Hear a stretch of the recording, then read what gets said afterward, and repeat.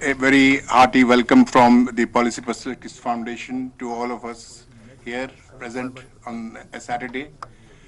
We have an interesting topic for discussion today, which is about the Institution of Democracy. It's a colloquium, a series of discussions we have planned.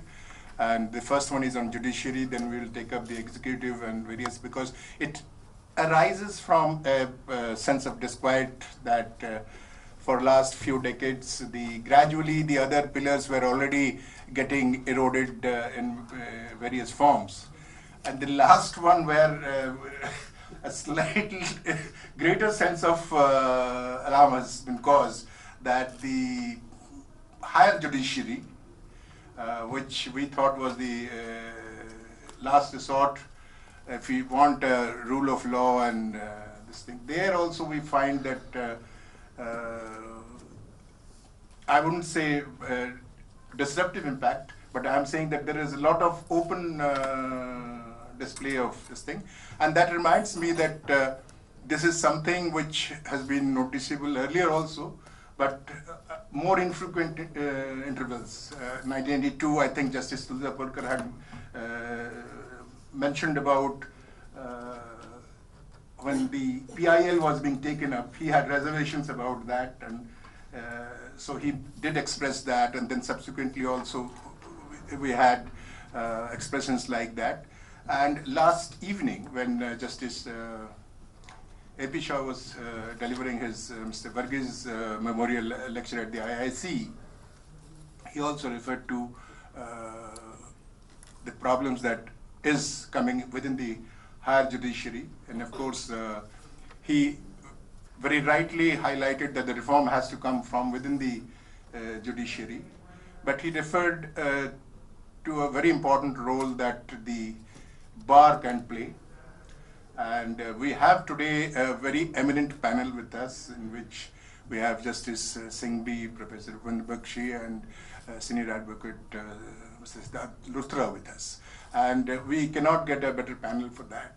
And we have Mr. PK Malhotra, who's been former Secretary Law with the Government of India, to conduct the rest of the meeting.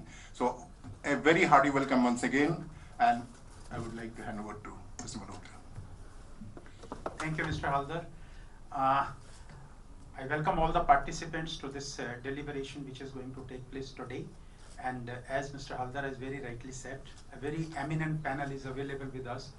I would not, as a moderator, I would not like to come between the panel and the participants here, except of giving some opening remarks, which is my duty, and I'm bound to make some opening remarks. All of us, we know that our Constitution is a living document, and it has been said many times. It's not that I'm saying it for the first time. And all the three organs of the government, that is the legislature, judiciary, and the executive, have their roles well defined. But so far as judiciary is concerned, we know that always it has exercised the power the way it is required to exercise when it comes to the enforcement of fundamental rights of the downtrodden is concerned.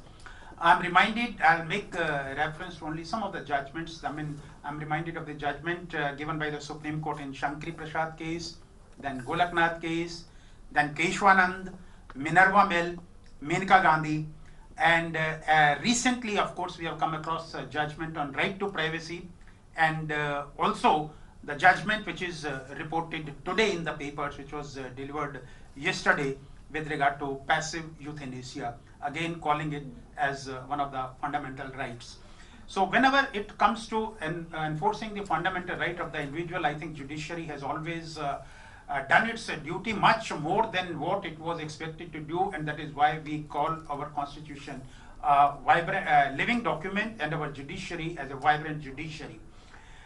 This is the right side of it, but I think there are certain issues with relating to judiciary also, which have cropped up from time to time, and there have been instances where probably the common man has felt that judiciary has not been able to deliver the way they expected it. Of course, the judiciary alone is not to be blamed for that. Large pendency of cases, that is one. Issue of corruption has also cropped up in the judiciary. And I'm reminded of the judgment which all of us know, ADM Jabalpur versus Shukla, which was given during emergency. Again, it is judiciary is criticized for that kind of judgment. And one of the recent judgment was when law relating to National Judicial Appointment Commission passed by the parliament unanimously was struck down by the court as unconstitutional.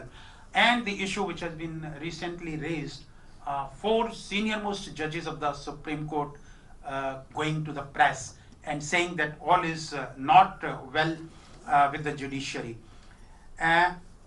These are, I think, some serious issues which have cropped up, and I think this is the right time, and I must compliment Policy Perspective Foundation to come out with this colloquium. And first, of course, they have chosen the judiciary, and they decided to call such an eminent panel for discussion on this particular issue.